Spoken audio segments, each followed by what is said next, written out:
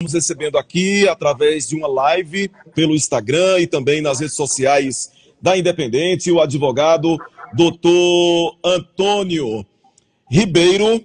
Tem aí uma vasta experiência sobre Código Eleitoral e vai dar uma opinião em relação a essa situação do PP, a chapa do PP, do Partido Progressista em Arco Verde. Todos sabem que nessa semana as mulheres que integravam a chapa do PP em Arco Verde, elas desistiram da candidatura. Foram elas Irleide Monteiro, também Nayara Siqueira e Thelma Geane. E agora, o que vai acontecer com o Partido Progressista em Arco Verde? Essa chapa pode ser cassada, ela pode continuar a eleição. Doutor Antônio Ribeiro, bom dia, seja bem-vindo à Rádio Independente. Bom dia, Dácio. Bom dia a todos os ouvintes da Rádio Independente, Arco Verde, região. É um prazer retornar a Arco Verde, ainda que através dessa live, para falar a todos um pouco sobre eleitoral, eleições, regras eleitorais e também sobre esse tema tão caro às democracias brasileiras, que é a famigerada fraude à cota de gênero. Doutor Antônio, o senhor acompanhou a desistência, essa situação toda que envolveu o Partido Progressista com a desistência dessas 3 mulheres aqui em Arco Verde?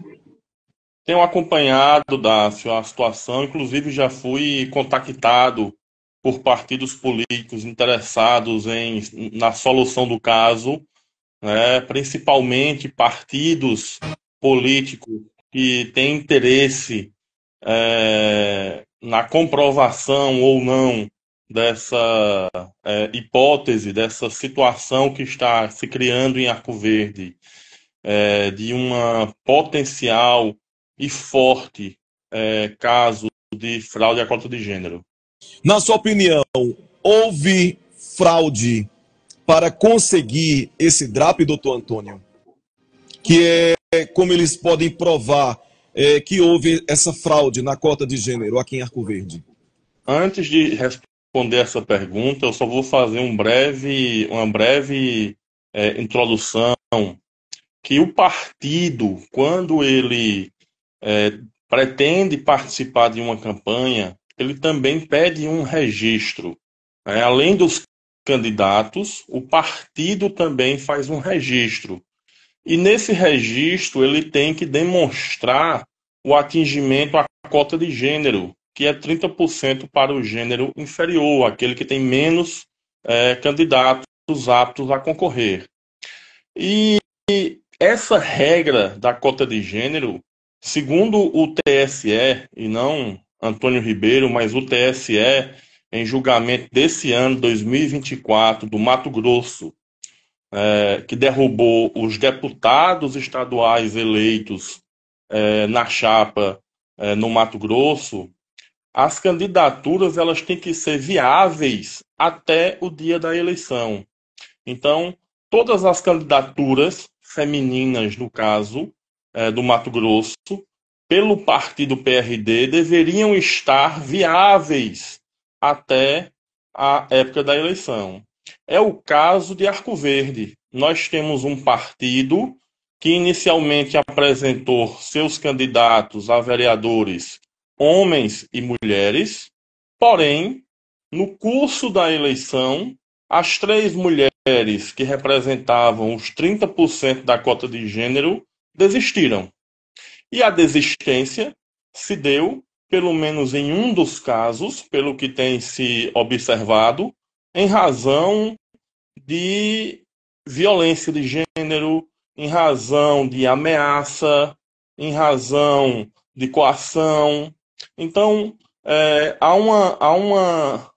há elementos nesse caso específico de Arco Verde que estão de acordo com o que a jurisprudência mansa, pacífica e remansosa do Tribunal Regional Eleitoral de Pernambuco e do Tribunal Superior Eleitoral em Brasília tem decidido em vários e vários casos similares de que casos como este de Arco Verde, do Partido Progressista, se enquadram, sim, na fraude à cota de gênero.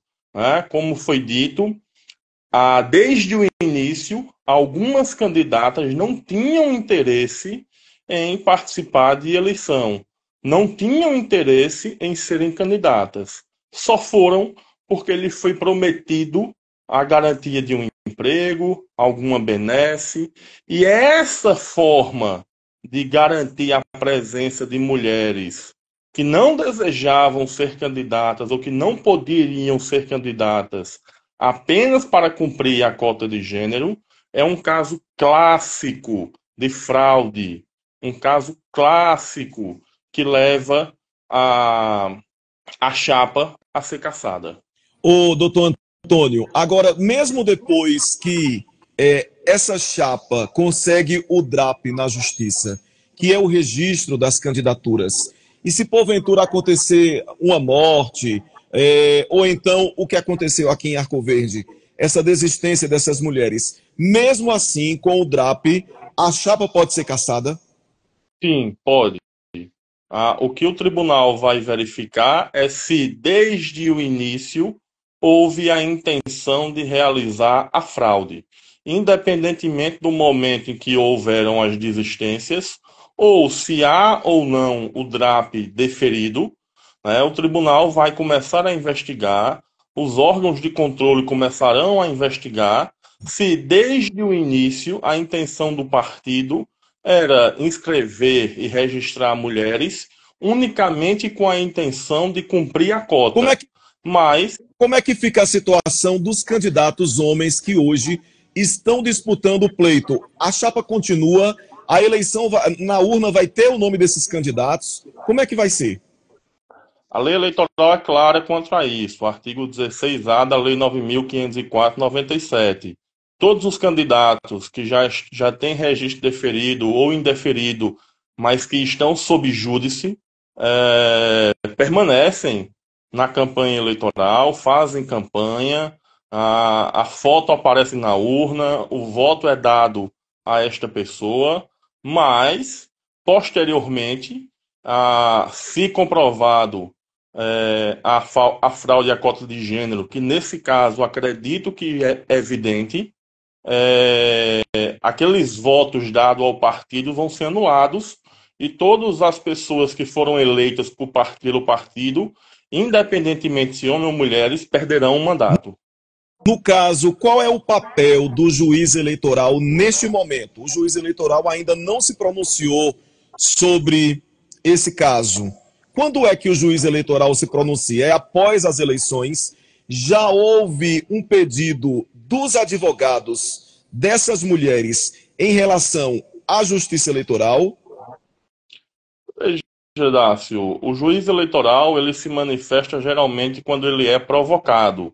Né? Será necessário o ingresso de uma ação judicial, né, com o fim de alegar essa fraude, de alegar a fraude à cota de gênero, buscando a cassação do registro do partido e, consequentemente, se algum vereador for eleito por esse partido, automaticamente a perda do mandato. Então, o juiz só vai se manifestar nos autos da ação quando a ação for proposta e se ela for proposta. Como disse, foi procurado já por alguns partidos de Arco Verde com a intenção de promover ações contra o Partido Progressista. Ainda não há, pelo menos do que eu saiba, nenhuma ação nesse sentido. Ainda não ingressei também com nenhuma ação, mas há sim a grande possibilidade de, nos próximos dias, haver uma ação específica de partidos, coligações contra o partido PP, em razão de elementos, indícios graves e clássicos de fraude à cota de gênero. Deixa eu avisar aqui para essa câmera, quem está acompanhando a gente pelo YouTube e também pelo Facebook, nós estamos conversando com o doutor Antônio lá pelo Instagram da Independente. Então vai lá, @FM Independente, você vai ver o nosso vídeo, o vídeo do doutor Antônio comigo. Quem quiser acompanhar, estamos ao vivo pelo Instagram e também no rádio, na frequência líder de Arco Verde, 93,7. Ô, doutor Antônio, e qual é o prazo para a Justiça Eleitoral julgar esse mérito, depois que entra na Justiça? Não há um prazo assim rígido ou rigoroso nesse sentido, mas há sim procedimentos estabelecidos pela legislação, a lei 9.000, lei complementar 6490, que trata sobre os casos de abuso e fraudes, né? E nessa legislação nós temos prazos específicos para promover ação, defesa, julgamento, né? E diante disso, acreditamos que ainda esse ano deverá haver uma manifestação do Poder Judiciário Eleitoral de Arco Verde acerca dos fatos. No caso, primeiro há uma decisão aqui em Arco Verde. Não é no TRE em Recife, nem no Tribunal Superior Eleitoral em Brasília. É aqui em Arco Verde. Sim, primeiramente a provocação inicial ela se dá ao juiz da zona eleitoral de Arco Verde. Depois da decisão favorável ou contrária ao pedido que foi feito, pode ser interposto um recurso ao Tribunal Regional Eleitoral de Pernambuco, e depois da decisão do TRE de Pernambuco, ainda pode ser proposto recurso para o Tribunal Superior Eleitoral. Claro que a decisão do TRE ela tem efeito imediato. Então, decidido no TRE, seja pelo acolhimento à fraude ou não, essa decisão terá efeito imediato. Como é que essas candidatas que desistiram aqui em Arco Verde e eram do Partido Progressista, elas podem provar na Justiça que houve a cassação, no caso, que houve uma pressão política de gênero em relação a elas e que elas não conseguiram recursos do Partido Progressista para manter a campanha e outras coisas mais que elas alegam. Perseguição política. Nós temos uma súmula do Tribunal Superior Eleitoral que foi editada esse ano que estabelece requisitos objetivos para se comprovar a fraude e a cota de gênero. Dentre eles está a ausência de publicidade, a ausência de recurso na sua conta de campanha, né? Até onde verifiquei, pelo menos uma das candidatas não recebeu nenhum recurso, fez apenas uma ou duas postagens nas suas redes sociais sobre campanha eleitoral, não teve material impresso e, logicamente, o depoimento dessas pessoas, as quais categoricamente têm dito que não tinham interesse em campanha eleitoral, não tinham interesse em participar, mas que foram coagidas por atores políticos da cidade para participarem do pleito eleitoral como forma de manter emprego, ajudas posteriores. Então, esse caso da coação, da perseguição, da promessa, com o fim específico de que candidatas mulheres possam concorrer e cumprir a cota de gênero, é um caso clássico e específico de fraude à cota de gênero. Uma das candidatas revelou aqui ontem, durante entrevista na Rádio Independente, que foi coagida pelo prefeito atual de Arco Verde, pela esposa do prefeito. Essas pessoas que foram mencionadas, elas podem ser arroladas nesse processo em relação a essa violência política de gênero? E quais são as sanções que essas pessoas mencionadas podem sofrer, além do Partido Progressista? Veja, Dácio, esse caso concreto ele é bem dinâmico, porque nós temos em uma única situação a possibilidade de comprovação com indícios fortes de fraude à cota de gênero, e se comprovada a participação de prefeitos, gestores públicos nesse contexto, nós ainda poderemos ter ações específicas de abuso de poder político, no qual haverá, se houver a condenação, a inelegibilidade por 8 anos e perda do mandato, cassação do registro e tudo mais. E nós temos também, diante do contexto fático apresentado, a possibilidade de ações criminais, né? Ações civis, ação civil de assédio eleitoral, né? O Ministério Público do Trabalho poderá atuar nesse sentido. Nós temos a Justiça Eleitoral, que poderá atuar na repressão aos crimes contra o gênero, a violência de gênero. Então, é um fato que, se comprovados as suas circunstâncias, como alegado, como bem falou na entrevista de ontem, ela pode criar uma ramificação muito maior e consequências muito mais drásticas e severas do que apenas a fraude à cota de O gênero. doutor Antônio Ribeiro, essa história do não cumprimento da cota de gênero, de coagir mulheres para serem candidatas a vereadoras, quando elas às vezes nem querem ser candidatas, mas só para cumprir e os homens serem candidatos.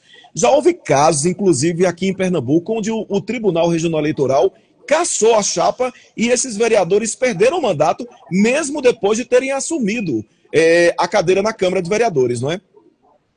São diversos casos em Pernambuco. Esse ano mesmo nós tivemos cassações, ano passado foram várias cassações. Nos últimos 4 anos, o Tribunal Regional Eleitoral de Pernambuco realizou diversos julgamentos em diversas cidades diferentes, inclusive em Recife, reconhecendo a fraude à cota de gênero em razão da utilização de mulheres para cumprir um número, mas que elas não desejavam ser candidatas. E elas entravam porque eram esposas de candidatos homens, amigas, pessoas ligadas ao partido, ou pela promessa de benefícios posteriores, coação, violência. Então, o que nós temos aí, no caso de Arco Verde, é a utilização de um artifício violento, seja coação, ameaça de perda de emprego, para que essas mulheres sejam candidatas contra a sua vontade. E isso é um fato grave, gravíssimo, e não só importa na eventual cassação do registro do partido e a cassação de mandatos de vereadores eventualmente eleitos, como também a necessidade de uma investigação sobre a existência de uma rede ampliada, organizada de pessoas na gestão pública para coagir, para praticar violência política contra candidatos, contra eleitores, o pública em benefício. Doutor Antônio, vamos supor que a Justiça Eleitoral, em um determinado momento aí, entenda e casse a chapa do PP aqui em Arco Verde por não cumprir a cota de gênero, não é? Vai haver alguma punição também para o Partido Progressista? Qual é o tipo de punição? E para aquelas pessoas que foram identificadas por coagir, por intimidar essas mulheres, o que é que acontece também com elas, no caso com eles, judicialmente?